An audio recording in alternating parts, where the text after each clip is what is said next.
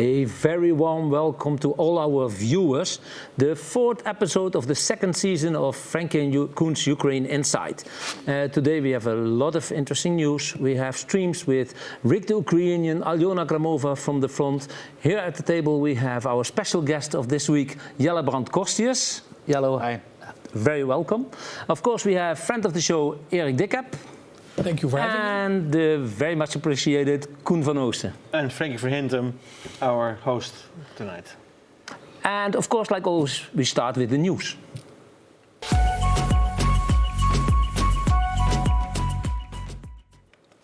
Of course, a lot happened this week again with Ukraine, Russia, America. A lot has happened, really a lot. One of the main topics I think this week was that Zelensky again went to Russia. To Russia? That will be news. That would be really big news. No. He went to the United States and he came back with some good news. Ukraine's weapons arsenal is expected to be bolstered by a shipment of long-range missiles from the United States. The revelation comes as the Ukrainian Special Forces claimed a successful strike on Russia's Black Sea Fleet headquarters, saying the attack left dozens dead and wounded, including senior leadership. They are known as ATACMS. Missiles with a range of 300 kilometres and Americas could soon be on the way to Ukraine to strike air bases and rail networks in Russian-occupied territory. President Biden reportedly telling Ukraine's President Volodymyr Zelensky he will send some. A day after his White House visit, Ukraine's wartime leader arrived in Canada to a hero's reception. Coming with a message of thanks. It is about saving lives of millions of people. And leaving with yet more aid. Canada's Prime Minister adding another $750 million. We're supporting everything that Ukraine is doing. Well, yeah, is it really good news? Is it a big package what they received? What is your opinion? Well, it's an important signal that America is prepared to send bigger weapons, but at the same time, this is what Ukraine has been receiving from England and from France, the Storm Shadow missiles, which have a big success already. Like they hit the headquarters of the Black Sea Fleet this week. So I doubt if it really will be a game changer, and I'm very wary of putting all your hopes on one weapon, like Hitler's Wunderwaffe. You know, like the V2. He will get the victory because of the V2. It never comes down to, I think, to weapons. It comes down to people. So I'm a bit. It won't change the course of the war that they deliver these ATACMS, but of course it's a good signal. But you can delay the materials that the Russian gets. Yeah, you can. The range stations or the big buildings here are very important. Yeah, to hit. It's only delivering, I think, with cluster munition, which means it's mostly used for troops or for hangars, stuff like this. But it's not especially can be used for targeting the Crimean bridge, which they were hoping to get. But do we think that everything what they get is told in the news? Who knows what else they get, what they didn't speak openly about? And also the when do they get it? The moment they announce it doesn't mean they got it then. They probably got it already a few weeks ago. Because now the Russians know, okay, the radius has gone from, 80 kilometers to 300 kilometers. So we move all our stuff away, like with the HIMARS, to get out of the radius. So, of course, they don't have time to do this. So probably they have them already and they will use them very soon. We saw this before when we were, near to Liman, I think it was. But anyway, we saw soldiers and they were already busy with German tanks when officially they weren't there yet. So who knows what else. But what they need to hit the bridge? What kind of weapon? They need the same ATACMS, but with a single munition, and I don't think they're getting that for exactly this reason. And you were just saying that they also hit this week the headquarters with the storm shadows. That was a big one in the news also, the storm shadows.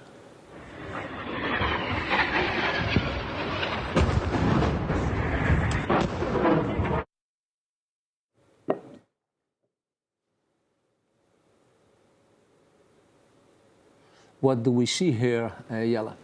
What you see, one of the probably 3 Storm Shadow rockets, 2 or 3 rockets hitting the center of the Black Sea Navy of Russia, which is like, it should be the most secure place in Russia and the occupied territories of Ukraine.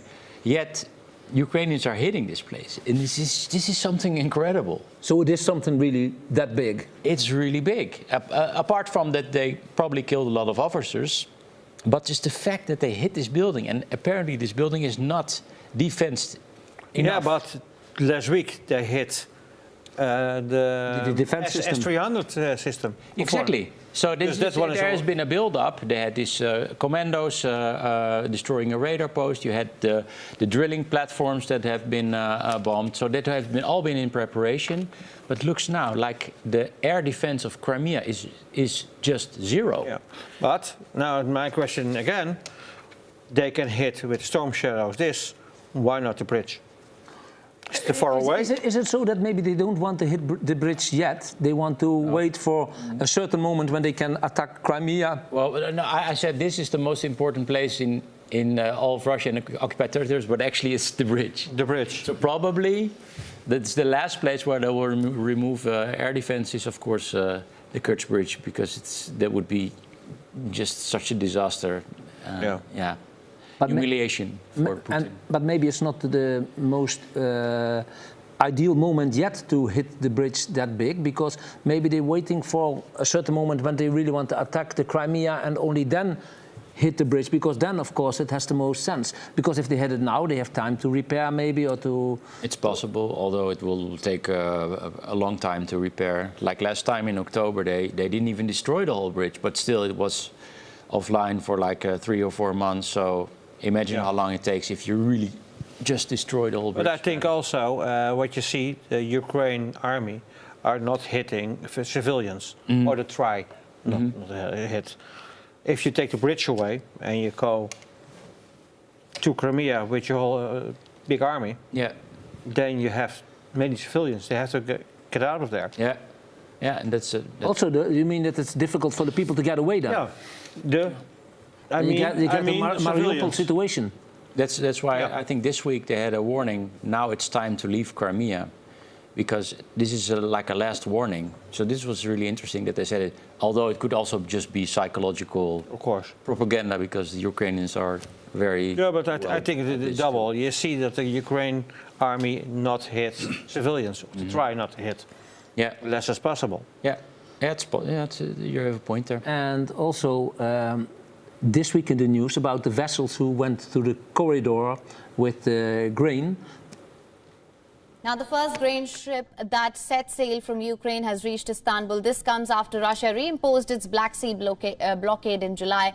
And the vessel called the Russilian Africa was carrying 3,000 tons of wheat when it left Ukraine's port. Now, according to the marine traffic websites, it was destined for Israel, representing the first successful Black Sea voyage since Russia pulled out of a UN-backed deal to export Ukrainian grain. Russia justified its action by saying that its own food and fertilizer exports faced obstacles. Western countries slammed Russia for using food as a weapon of war by quitting the Black Sea deal, which had helped bring down global food prices. Russia then carried out repeated airstrikes on Ukrainian ports and grain stores. Ukraine is testing a new sea route that avoids international waters and follows those controlled by NATO members Bulgaria and Romania. I've heard that today a second vessel went through. How important is this for the economy? How important is this for the other countries to get the wheat? Well, I think Zelensky all the time stresses the need for grain in Africa and other countries, but I think that's a real psychological way or PR way of saying, okay, listen, we are important for you as well. To be honest, I doubt if it's really economic is the most important reason. But look, you have a country with no navy. Ukraine has no navy. Yet they control the Black Sea and they bomb the headquarters of the Russian Navy. So that's just something incredible. You know, I think we have so much focus on the front. People always like to live with risk or something, like the game. It's all about gaining territory, but it's not all about gaining territory. It's about these things as well. And if you look at the bigger picture, Ukraine is controlling the Black Sea right now. It's so incredibly important. You don't think that it's a very important thing for the Western world? I mean, we will not eat less bread when this doesn't come through, or prices will not raise that much.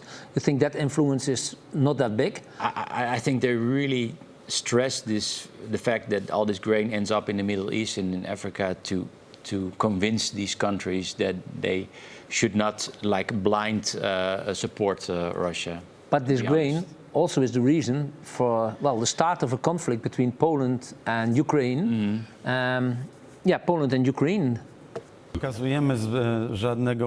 We are no longer transferring weapons to Ukraine because we are now arming ourselves with the most modern weapons. The sixth largest donor of military aid to Ukraine, Poland has handed over tons of heavy weaponry, including hundreds of tanks. And now, implied the Prime Minister, it has nothing left to give. Two things lie behind the latest announcement. First, an escalating dispute over grain. With Russia targeting Ukraine's seaborne agricultural exports, Ukraine has been forced to find other routes via the European Union. Farmers in Eastern Europe have protested against those cheap imports, leading some countries, including Poland, to introduce bans. The second, fueling the political rhetoric, is Poland's general election next month. The right-wing ruling Law and Justice Party counts farmers among its core constituencies. Kyiv has responded by threatening legal action against Poland. And President Volodymyr Zelensky, attending the UN General Assembly in New York, insinuated on Tuesday that Poland is playing into Russia's hands. And it is alarming to see how some in Europe, some our friends in Europe, play out solidarity in political theater, making thriller from the grain.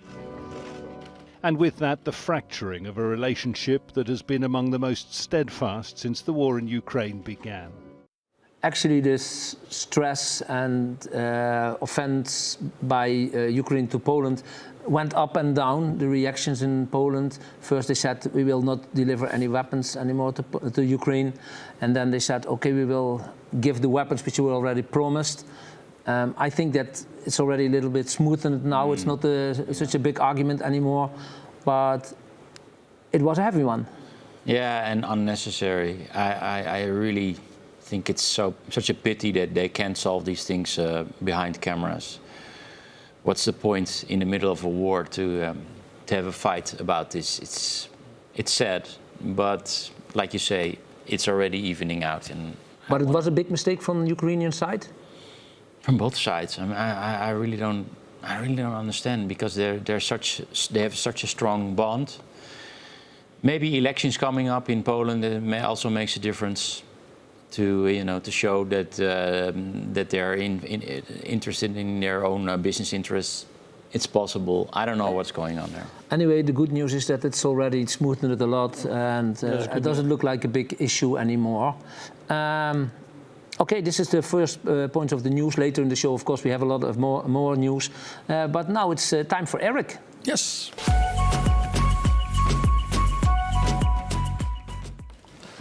Like this 30-year-old every week, is a public servant, which means he's exempt.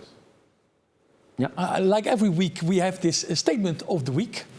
And this week we have, is it okay to force people to join the army? And already people on our YouTube channel start to respond. So I can give you a small update. A small report. Yes, in times of war, it's necessary. Says 41%. Yes, but avoid the front lines, say 30%. No, soldiers may lack motivation, 7%. And no, people have the right to refuse, 22%.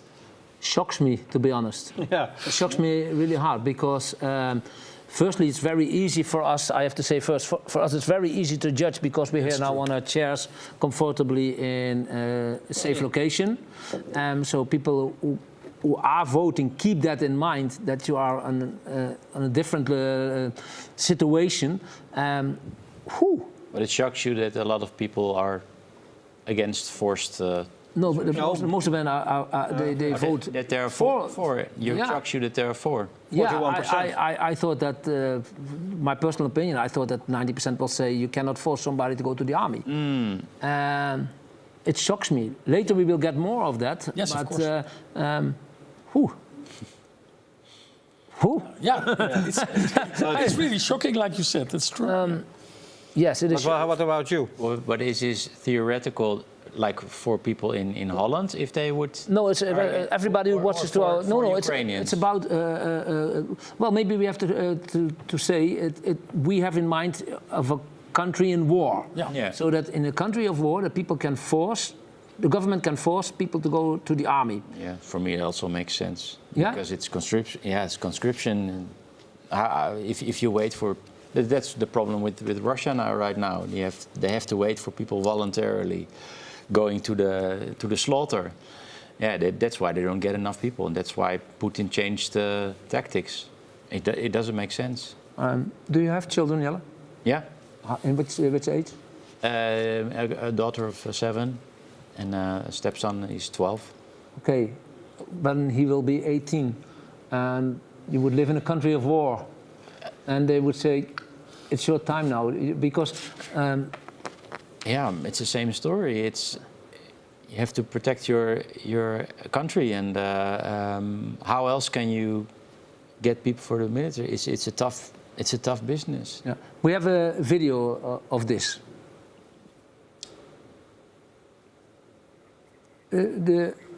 No, we had a. Okay.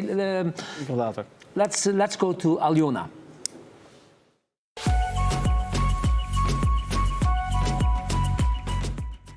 Hi, ALYONA. Hello. How are you today? Very good, thank you very much. Do you hear me, Franky? Yeah. Yeah. I hear you. Good to hear you. How are you doing? How is Kramatorsk at the moment? Actually, very quiet this week was, almost without rockets and missiles. Everyone is waiting for something.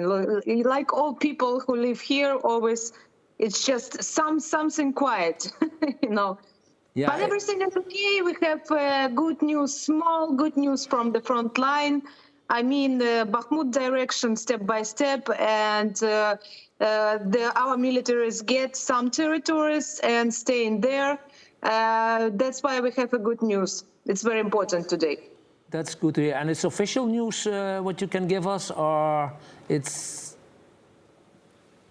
Official news, like the last week, official news, it's a Klishivka, very close to Bakhmut, very important territory, like I said, because it's a high, and it was very important to our army from the beginning of the summer. They trying to get it back. It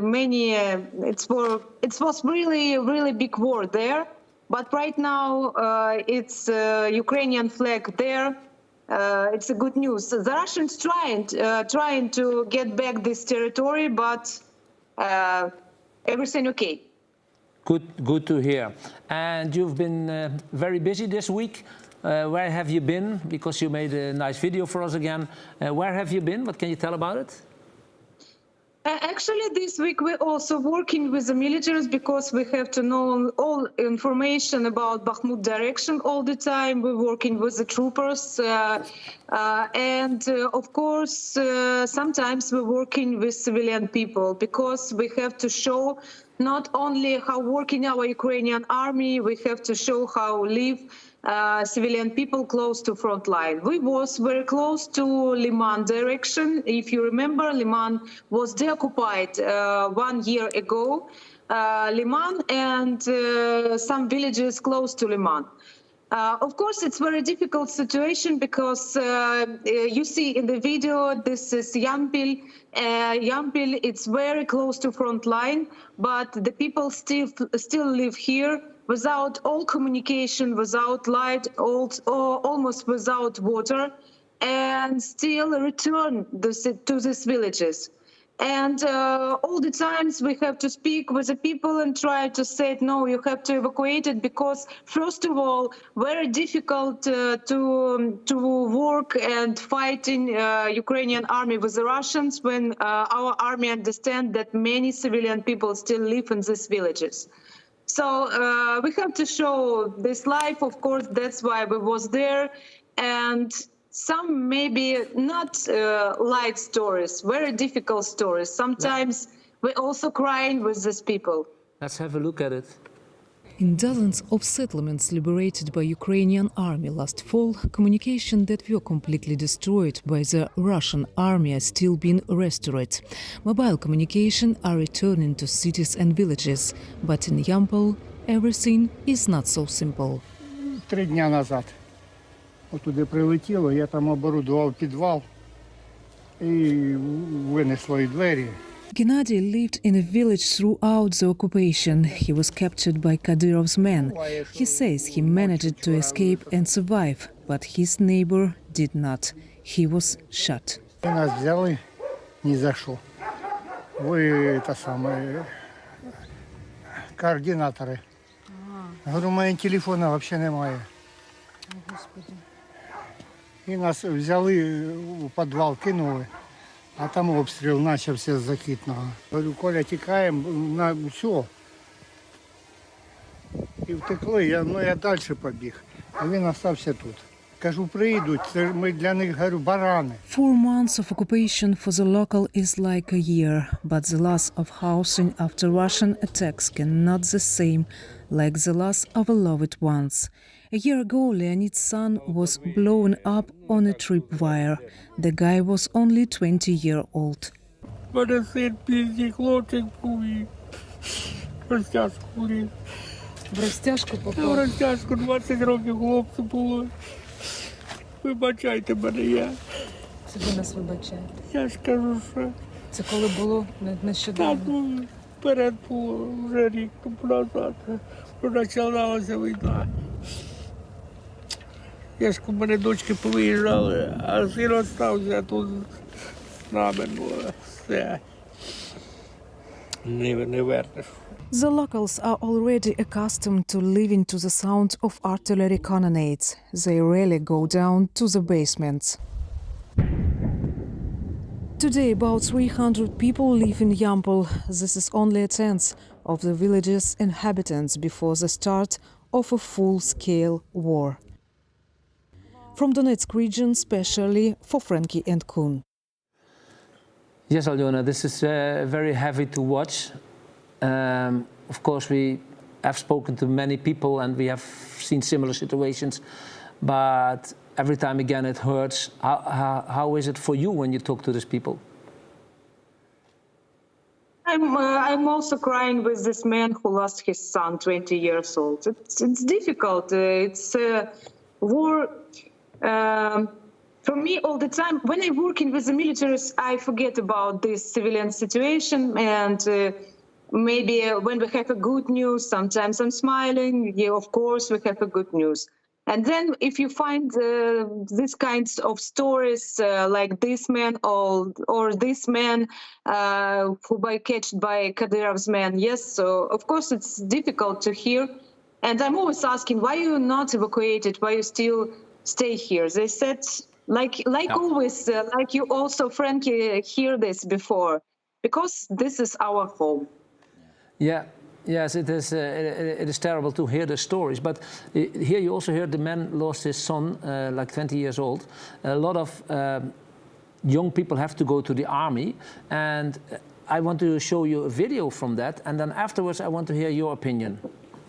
This 30-year-old man is a public servant, which means he's exempt from conscription. But he did get the call-up, which made him panic. He cannot in any way imagine dying for Ukraine. Вони не виходять з дому. Many young people no longer leave their homes. There's always a risk. You have to be really careful and look around, 360 degrees, in case there's any danger. It's really stressful. Why don't young people want to be drafted into the army? Because they know the price of holding the front lines.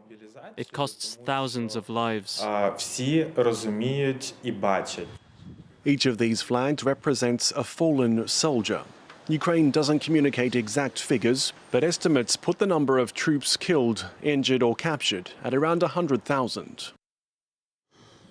Yes, this is actually our statement of the week, that a country in war can kind of force young people to join the army.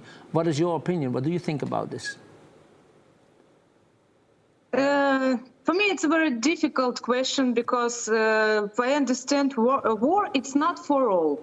Like, you know, like sometimes I hear, of course, I wanted to do the best for my country. I can be the volunteers. I maybe it's a driver, but I cannot take the weapon in my head and shooting even Russians, you know, even because this is our enemy. That's why it's difficult for me, but I don't know what to say, because I see many situations when these young boys dying on the front, you know, that's why, I don't know. But of course we have to understand this is our country, and every day, every month, it's heavy, heavy, heavy, because we also have we lost also our army, and of course we have to understand that it's not only this year for this war. I know this 100%. It's not only 1 year or 2 years. We have to fight many years, and of course we need amends for this. Let's hope that the war doesn't take that long. And I do understand your opinion is, yes, we need people, but you cannot force somebody to go to the front lines or something. So they can force people to go in the army, but not everybody is suited for for working on the front line and for killing people. For example, in our viewers, Mr. Grimshaw give a reaction. There's no need to force people front line. There are so many technical support, helper jobs. On the front line, you want physically fit, athletic, trained men. Anyone else can do the other jobs. This is what Mr. Grimshaw, for example, says in our YouTube channel. You need the motivation on the front. I think that the Ukrainian soldiers which we meet on the front, actually 99% which we speak to, they are all very much motivated. And I think that is very important for somebody to fight on the front. Alyona, let me say thank you. And well, we hope to see you again next week. And thank you very much for joining us. Thank you for you too. See you next week. Bye-bye. Bye-bye. Bye-bye. Because now it's... Today, a special guest, we have Jelle Brandt Corstius. In the Netherlands, I think he doesn't need any introduction. Everybody in the Netherlands knows him. But for people who don't know him yet,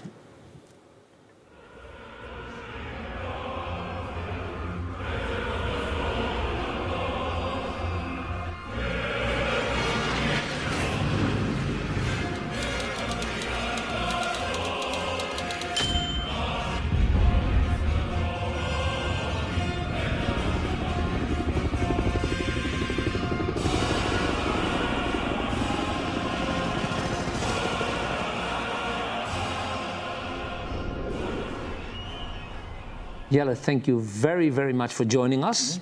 In the Netherlands, people know you as a journalist, correspondent, documentary maker. You lived for 5 years in Moscow. You're Russia-Ukrainian specialist. You know a lot about all these items. And in this program, of course, it's called Ukraine Insight.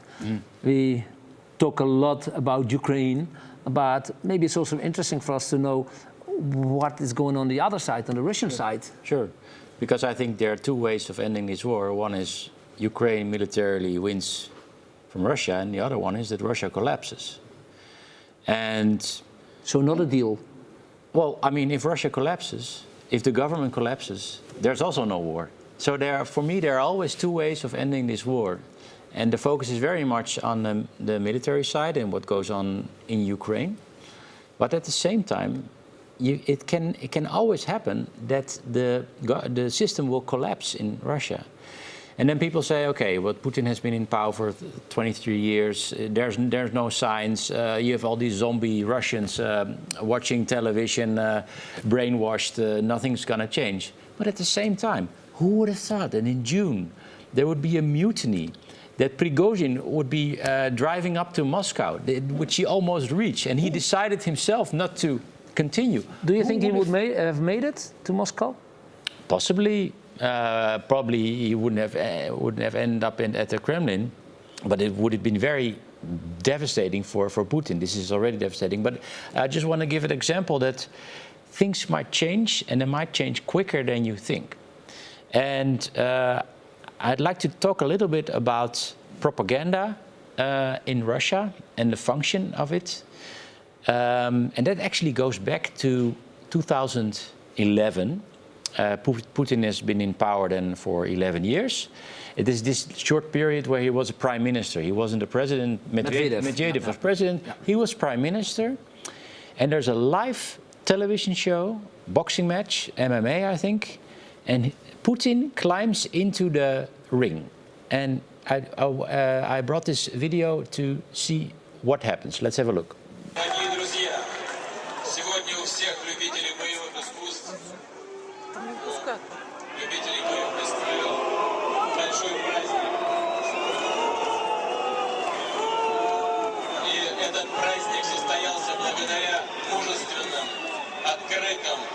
Настоящим мужчинам, которые поехали из 6 стран. Спасибо им большое. И мы все от души поздравляем Федора Емельяненко, настоящего русского богатыря. So, if you hear the audience is booing Putin. Something you cannot really comprehend that would ever happen on live television in Russia, yet it happened in 2011. There were protests going on at that time against false elections. A lot of people were in the audience were against Putin, also against corruption, and they booed him. And being a dictator, this is very tricky, because maybe you remember these images when Ceausescu, the leader of Romania, he was standing on the square in '89, I think, and he was giving this speech. And slowly you hear this booing from the audience. 6 days later, the guy is shot with a firing squad with his wife. 6 days. Yeah. It only takes this. But how you can get the Russian to do this? Right. So, okay, let's continue, because you have a really good point. So, from that moment, Putin actually hires actors. Instead of normal people for the news. And this is an example of the news. On the top image, you see this is I don't know, some factory that he visits, and probably they're making really good stuff that probably nobody will buy, but they won't tell it on the news. Anyway, that's a factory. What happens? Next day, he visits a clinic of guys that are wounded at the front in Ukraine, and it's the same guy. Yeah. So. He has a lot of jobs. He has a lot of jobs. This guy. And this is the thing. Yeah. Putin still thinks it's 2008. There's no social media. The guy, he doesn't even know how a mouse works. It was like last week. He didn't. So he doesn't know. But now you have all these Telegram channels that are analyzing this television and are showing, look, this is not what is happening in real life. And you have more and more people that are watching these Telegram feeds and less people that are watching television. Yep. So we still think that, okay, they sit in front of TV, they get brainwashed. It happens. Older people in the smaller villages, that happens still very much. But right now, according to polls, it's really hard to poll in Russia, but according to polls, what people find most trustworthy is television as well as Telegram. another really popular Telegram channel, for instance, and that's actually engineered by the Ukrainians. There I have a screenshot of it. It's called Ishi Svayich. This is their channel, which means literally... You can find yours? Yeah, you can find yours. And what they post here is all these guys, Russian guys that get killed at the front. They put them there because the mothers of the soldiers get little information. Yeah, they want to know. They want to know. Oh. And so you see how many subscribers. They have 800,000 subscribers. Most are Russian. And this is very effective counter-propaganda. This is very popular channel. But you have a lot of these channels like what's really happening in Belgorod. You know, the city across the border that gets bombed all the time.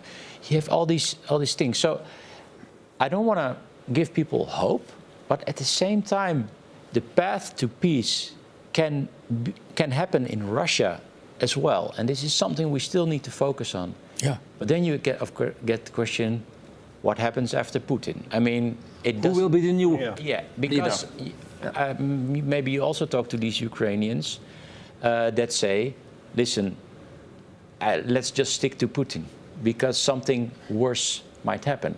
Now you have a corrupt army, non-functioning army, but some even fear, like, what if Navalny, for instance, who is in jail now, opposition, what if he gets to power and he destroys corruption in Russia and he builds a powerful army, and in 20 years we'll be in the same situation but worse. So these are hard questions. I'm not saying this I think is a little bit far taken. But no, but you have a lot of Ukrainians that yeah, but I mean in the case with Navalny over their successor. Yeah, but this, I'm just saying what you don't know what who comes next in Ukraine. Not everybody is so much for Navalny. It's not that simple. No, not necessarily. But I mean to say that maybe he would have a similar kind of trick. I think you don't know who's going to be next, and so it's high risk again. But yeah. I don't think it can get much worse than Putin. I do think it can get. I think Putin is a moderate politician. To be honest, you have Russians who are far more extreme than Putin. Prigozhin, for instance. I mean, I had these friends WhatsApping me that day, like, oh, I really hope Prigozhin will reach Moscow. I was thinking, well, I don't know. You don't know what comes out of that. Yeah, I mean, the best thing for Ukraine would have been a short period of anarchy in Russia, and that they had time to, you know. Is it possible to get a democracy over there? That's a really good question, and that's also something. People think they're not used to it. That's what the Russian opposition is very focused on. We need to remove Putin, and then somehow it will solve. The sun will start shining. But they don't have any democratic tradition. Oh. So how? And I really wonder. I hope so, but at the same time, I really afraid it would be worse. Yeah, we have also Rick now already. He has actually later his topic, but he's already here. That's Rick. Hi, Rick. Hi, Rick. That's Rick. Hi, Rick. How are you?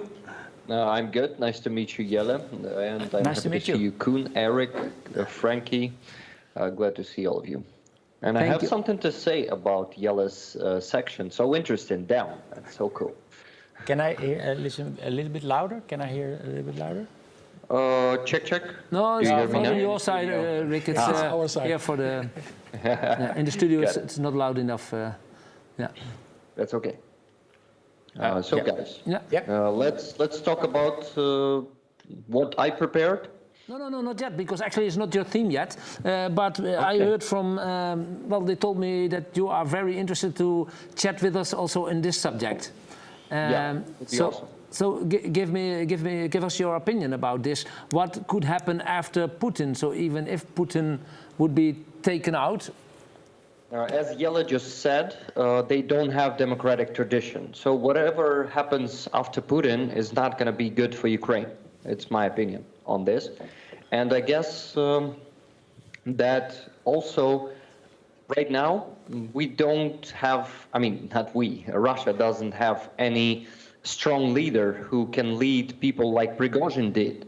And I wanted to ask you, Jelle, who do you see? Maybe some dark horse, you know, someone who is not there yet in public, but who has potential to take the power to himself. Of course, in that way of root power, no democratic way is possible there yet. Yeah. I agree with you that democracy doesn't look very possible. Maybe the best solution would be a Prigozhin-like person, but that is, but that doesn't have this legacy of invading, making the stupid decision of invading another country, and somehow survives it politically, and say, okay, Putin fucked up, we're getting out of Ukraine, but at the same time, there's no democracy in Russia. I think that is the best solution. But then still, I'm afraid in 20 years, all this shit will happen again. Unless, of course, Ukraine gets security guarantees or joins NATO. So there's no new Gorbachev somewhere? No. I don't believe in it. I don't think so, too. I guess Girkin had potential, but as we have seen, no one really supported him. People didn't stood behind him, and he was just got to prison by Putin, locked up. Yeah. That's what I also find interesting, that there, correct me if I'm wrong, but there are a lot of Ukrainians actually that were reading his Telegram channel. Yeah, he was kind of a source, interesting source, and right, actually that guy was the only guy in Russia who was telling the truth, how fucked up actually Putin's regime was and their actions on the front line. He always said that it's a disaster. We must not forget that he's a war criminal. He started all of this in 2014. Yeah. He shut down the MH17. Yes, and he's not just a Putin's criticizer, as they called him once in the news, somewhere in Western media. He's not. He is a fascist, and he must pay for this. He must be brought to justice. And we must not sympathize to that guy. Never. No, I think he was beaten up today in jail, so. Yeah, probably yesterday, but we had one photo, and it's a good thing, definitely. Well, Rick,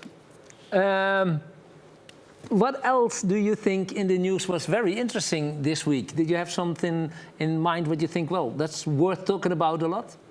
Yeah, guys, I actually wanted to add something to Sevastopol and Crimea in general, because that was not the only attack that was happening this week. There were multiple attacks. Let's watch the video that I prepared about it. Some guy was happy about Storm Shadow there, and then you see a hit that day, right after that rocket came through. So it was a headquarters communication center of the Black Sea Fleet on 20th, and you see the proof on these satellite images. Then on September 21st, it was at night, attack on Saki airfield happened, and official confirmation from our forces came. I will get back to this video in a bit, because it's important what that woman said in the beginning. September 23, after the attack on headquarters, Sevastopol's port was attacked, and I guess some oil deposit also. And the other angle on Sevastopol's port, I guess it is. Or probably some other target that was hit, because Russians are covering up some videos, photos. They are just deleting them because they have a strong censorship machine. Yes, so several hits. Several hits, a lot of them actually. Crimea is not safe now, and Ukrainian forces are systematically destroying all the important military objects. And by the way, today, a confirmation about the dead general, the head of Black Sea Fleet, came, Sokolov, if I'm not mistaken, his second name was, and also 34 other officers died in, as a result of that attack with storm shadows. And this is confirmed from Russian side or from Ukrainian side? From Ukrainian special forces, from Ukrainian intelligence. So I believe that more than Russian sources. So and it's denied by the Russians, so it's confirmed. Yes. Yeah, if yes, they deny totally it, right. yeah, Yes, but if not, then they would show them somewhere today or tomorrow. Yeah. And they didn't show them yet, so I think it's true. A lot of big hits. Is it game changing? Well, how much humiliation can Putin have if this will last all winter? I don't know how many Storm Shadows are in stock, but they're pretty much, you know, they can shoot whatever they want right now, at least. So it's the pearl. The Ukraine for Crimea is his pearl. It's the most important thing. Yeah. It can be. It's just so devastating to have your most precious thing attacked, and remember that Russians consider Crimea much more Russian or much more part of Russia than Donbass, for instance. So it's very effective, I think. But at the same time, he had so many humiliations already, from the sinking to the Moskva to, I mean, come on, to hitting the fucking Kremlin. So, yes. I mean, so it's incredible how many humiliations Putin can. But it changes the public opinion in Russia. I can promise you that, because I've made a few chat roulette videos because I wanted to show here the opinion of the Russian people. And when half a year ago I had a lot of offensive people who were angry when you talk about something positive of Ukraine, now I made videos, and actually all of them, not all of them, but most of them are quite positive for Ukraine and against Putin. And they say, well, we cannot openly talk, but we don't support this war, and we for sure don't support Putin. I think most people are just, they tuned out. They pretend there's not a war. They just party. They don't think.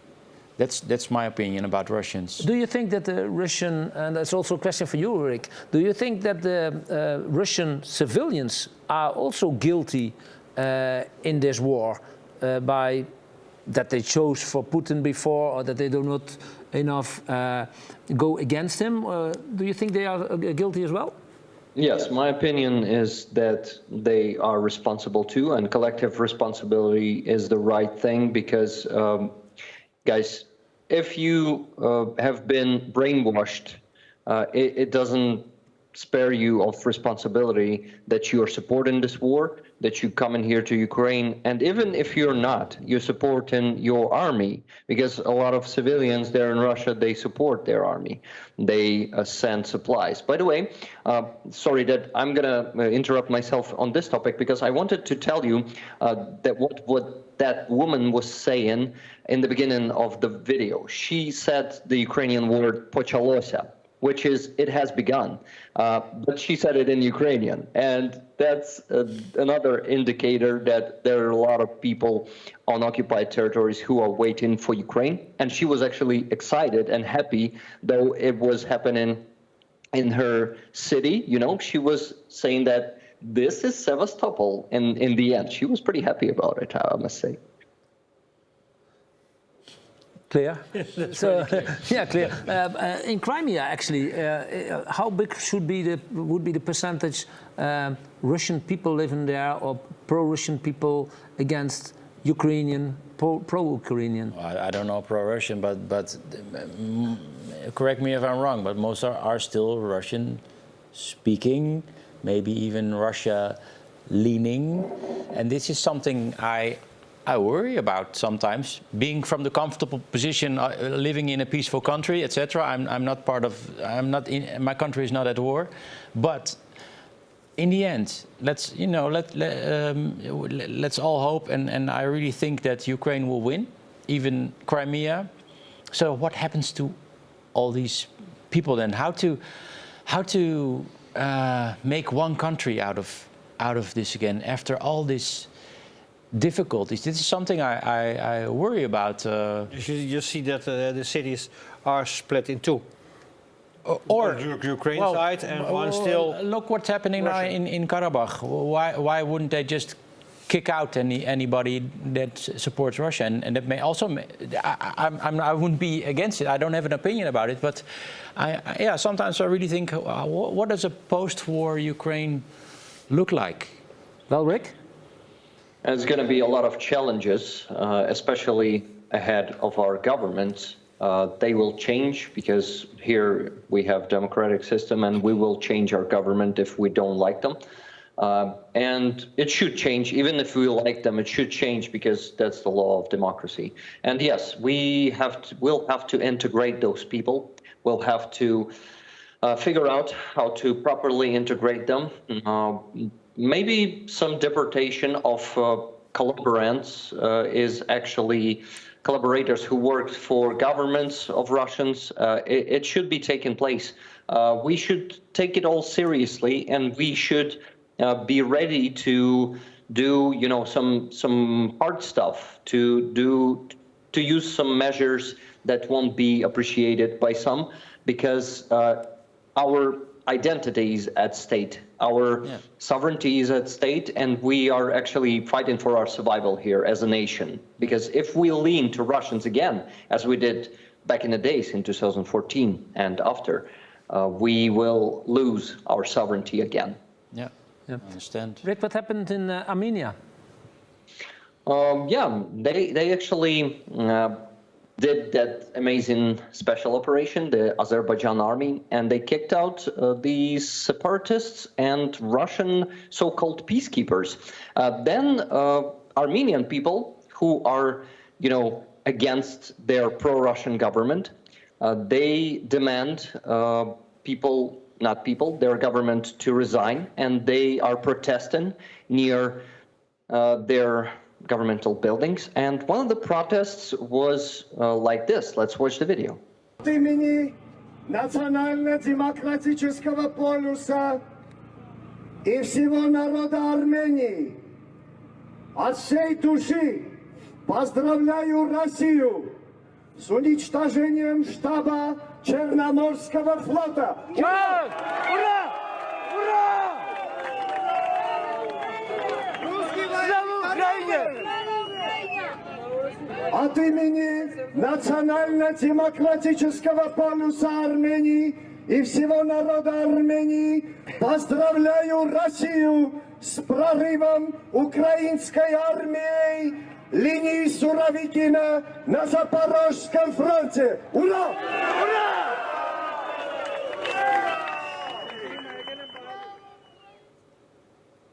Yeah, guys, how do you like this? They hate Russians as we do because they know that they are invaders. They are not peacekeepers.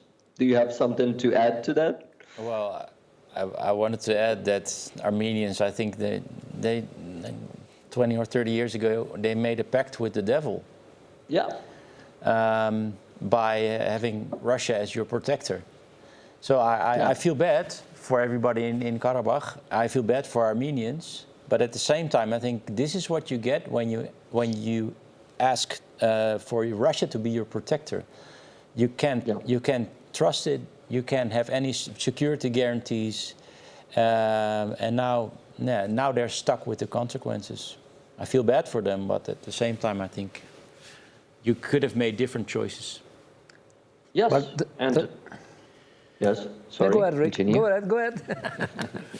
I wanted to say that yes, that's what you get for being allies with Russia, and there are no actually allies. There are only subordinates when it goes to being friends with Russia. So they have their hard influence on some countries, and unfortunately, the government of Georgia is another example where Russia is pulling its strings and not even giving the president to visit countries. This is crazy how it can be happening these days.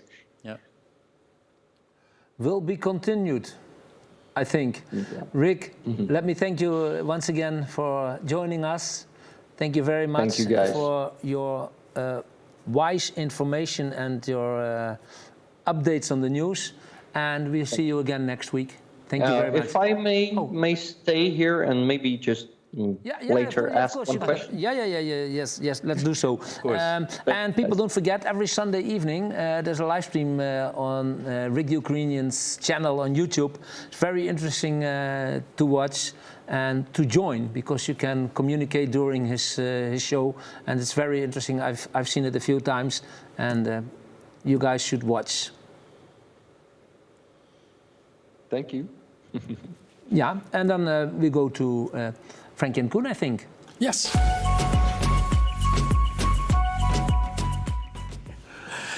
Yes, because in a few weeks you will leave again. You will leave us again and you go to the Ukraine. But I'm a little bit nervous about this because what I've heard now is that you really go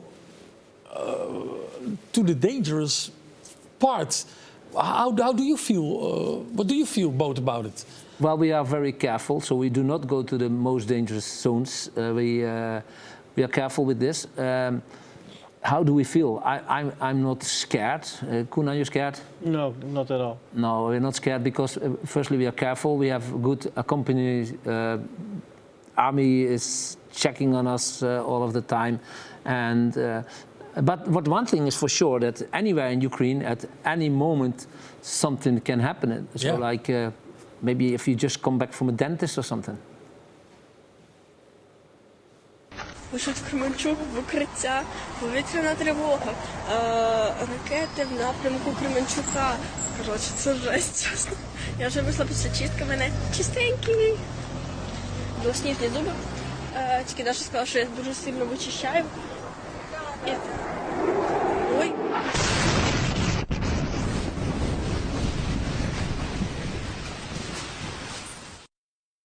And this can happen anywhere in Ukraine at any moment. Yeah. It's maybe the same style of rocket, but hit us also. What are you going to do there? We're going to do several things. We're going to fry fries like we do every time. We have a lot of generators already waiting for us in Ukraine, but we will leave them until there's a situation that we think we should give these generators away at this moment. We try to get a couple already with us. Yeah. If we are in places, yeah, of course. If we are in places we think here they are needed, then we can give it away. But we also will look for. We did that before also. Personal problems of people we try to help. Normally we did not make videos of it, but since the last trip we made a few of these videos, like if you see that somebody is poor, if somebody's roof is damaged, or things like that, personal things, we try to help as well. Like for example, an old lady who is shopping. Меня зовут Franky, я с Голландии. Дякую. Вам еще что-то нужно, может быть? Да. Еще 4 яйца. И может быть еще что-то хочет. Ой, а олії я зовсім не маю. Я вже Может быть еще что-то хочет? Или знаете что? Я вам еще даю чуть-чуть деньги. Ой, прошу пана, та мені хватить, що оплачуєте. Будь ласка. У мене як день народження сьогодні, ото йду спушу з бронебої і вдруг так повезло. Ой, щиро дякую вам. Ні, все хорошо, навіть все не хорошо. снилось би мені таке. Будь ласка. Хай Господь вас охороняє. Может быть, хотите что-то еще покопать в другое место? Ой, я й то не донесу. Фруктовое. Я вам допоможу, я допоможу, мадам допоможе. Будь ласка. Будь ласка. Можна. Будь ласка. Дякую. І завезу додому. Не треба, краще їм дайте. Мені дали. Мені дали. Вам. Мені давали. Мені давали. Чорно. Мені 73, я здоровий. І тренер, і все. Господар людей. Дякую вам. Я допоможу. Так, вони знають, де я їм кладу, давайте. Лікарі за банан, я хотів підтримати. А ви молодці, що? Все хороше вам, да? Вам хороше. Ви добре. Здоров'ячка. І щасливого, довго віку вам двоїм. Дякую. Танки. Танки, що? Молодці. Дай Боже, вам здоров'я. Yeah, we bought her 2 big bags of groceries. She was there, she only had money for 2 eggs. And that was really all she had. And so started buying her eggs, and she first said no. But in the end she had 2 big bags of groceries, and then this man came by and he was all crying when he saw this. And I know you both feel a little bit awkward about it. I know this because I know you both personally. But I will remain asking you, keep filming these things, because these things are also important. But you know how that feels? I think I understand. I see this or this movie, my body goes strange, and we do it a lot of times. No, we did not film it because it makes us feel uncomfortable. But that's what I want to say. That I understand you are both uncomfortable with it, but please keep doing it. Please keep filming it. Please keep showing it, because the world also needs to know. We will.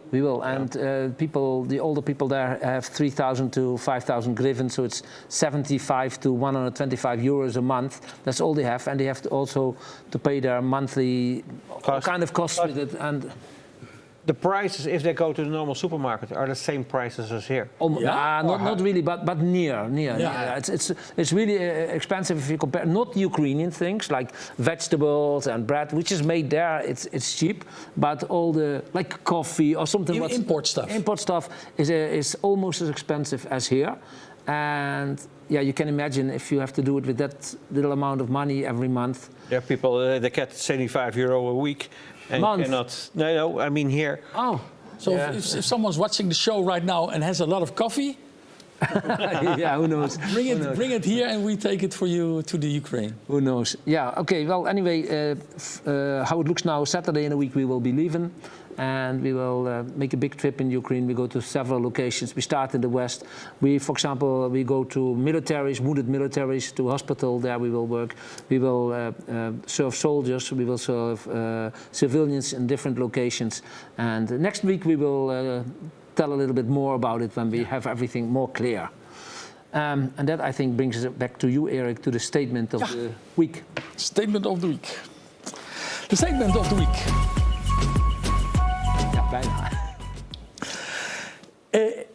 Is it okay to force people to join the army? That is the statement of the week, and people write on our YouTube channel. Now, on this moment, 64% say yes, in times of war, it's necessary. 25% says yes, but avoid the front lines. 5% say no, soldiers may lack motivation. And 25% say no, people have the right to refuse. Rick, are you still here? Yes. Then I would like to know what's your opinion. Yeah, guys, thank you for asking. I can actually share my example, I guess. I am a bit not that strong man, not that courageous man or brave to go and fight. I actually will be honest with you. I am scared when I think I might be hit by a mortar or by a shell, and when I think of losing my limb, it scares me a lot. But I think I could be going and working, helping somehow in the army in the rear, not at the very front line. So I lean to the answer 2, yes, but avoid the front lines, because I think in times of war, we should all work together in terms of victory. We all need to work together for the victory. That's my answer. But do you mean that you are forced, but only in the back lines, but is not able to choose? You force that go in the army, and at that point, I go in the back lines. So you can force them. Is the question of Koen? But you can force them, but not to go to the front line. Yeah, you should force people wisely. You should actually judge by the look of the person, by its physical condition, by its skills. For example, if I have the skill to bring information to people, they could make me a press officer, for example, right, guys? And I would be going on television and telling people about what's happening in my brigade. We need to, yes, we have to force people, I think, but we need to choose better than we're doing now, because sometimes people who are not physically prepared to go to the very front line, to the zero, they have been sent there. That's the problem. that we need to solve. What do you think, Eric? Yeah, I think you should never force someone to do anything. But like you also said tonight, for me it's very easy to talk. I'm safe, I'm here, I'm free. So yeah, but maybe this one viewer who said maybe they can help with not in the front line, but in the technical stuff or the. Yeah, that's what Rick also says. Maybe also what Rick says. Yeah, your personal opinion, Coen? Yeah, what Rick says, force, but make a good choice where you put somebody. I'm the only one here at the table who is absolutely against, I think. I think what's really important in Ukraine, because people are used to the fact that Russian officers treat their soldiers like meat. Yeah. But there, on the Ukrainian side, there are still officers with a Soviet mentality that treat their soldiers like shit. They exist. Yeah. So Yeah. if you focus on replacing these officers with better officers that are more humane and treat lives very like they're costly as they are, then you would probably get more Ukrainians going to the front. So that's a real problem that's been neglected a bit. I'm absolutely against, personally, I'm absolutely against. I think that it's not possible, it's not allowed to force people to go to the army. I'm not very quickly very scared, but if I was Ukrainian and I was being forced to go to the army, I would be really scared. When we are in Ukraine, when we want to drive left, we drive left. When we want to go to the right, we go to the right. And when we want to go back, we go back. Yeah. That's a completely different thing with the people who are in the army there and forced. Yes, you have to go that way and shoot everything what you see there. And don't go backwards. I think you cannot force anybody. That's my personal opinion. Yeah. So, well, we have the end results. Yes. We haven't. Yeah. Yeah. Nothing changed? No, nothing changed. Franky, if I may, just one thing to add. The problem is that we don't have enough volunteers anymore. People are getting injured, people are dying, and unfortunately we have to conscript more people because there's not enough of us. There are so many more Russians than us. This is why it's not enough of volunteers, Franky. That's the problem. And just imagine being in such situation when country needs to survive at all cost, and we don't have enough volunteers. What would you be doing then? Yeah, because Franky, you mentioned that you notice so many people are motivated at the front lines, and that is right now. But this will be a long war, and all these motivated guys either will be wounded or dead, and they will have to be replaced by other guys. Yeah. So what to do then? Very clear, and luckily we do not have more time to discuss it. Can I add only 2 small reactions of viewers? You have to be very quick, Len. Very quickly. T. Mauro says, please keep doing this. And then she's talking about your video of the old lady you helped. And also talking bloke. I have to be honest with you, it makes me cry, but keep up the good work. You're doing a lot of good stuff, Franky and Coen. We love you. Eric, thank you for giving all this information.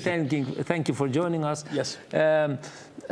Thank you very much, Jelle. And tomorrow you have your own podcast online, which is called in Dutch Voordat de bom valt. Het is in Dutch. Nederlandse mensen die willen kijken, alsjeblieft, het is echt heel interessant. Luisteren moet ik zeggen, want het is een podcast.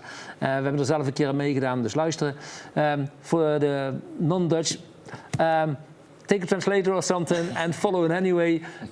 Jelle, thank you very much for joining us. Coen, thank you very much. And see you all again next week. Thank you all for watching.